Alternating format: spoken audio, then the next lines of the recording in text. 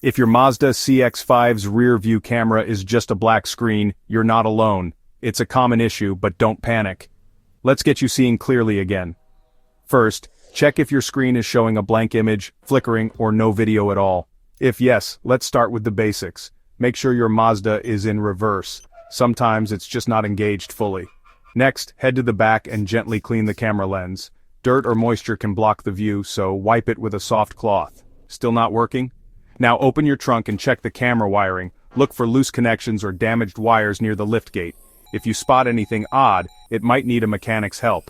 Let's try a quick reset. Turn your CX-5 off, wait a minute, then restart. Sometimes a simple power cycle solves the glitch. If your camera still won't work, check your vehicle's fuse box for a blown fuse. The owner's manual will show you which fuse controls the camera. Replace it if needed, but use the same fuse rating. Finally, if none of these steps fix your camera, it could be a hardware issue. Time to contact your Mazda dealer or a qualified repair shop. Remember, most camera issues have a simple fix. With a little patience, you'll have your rear view back in no time.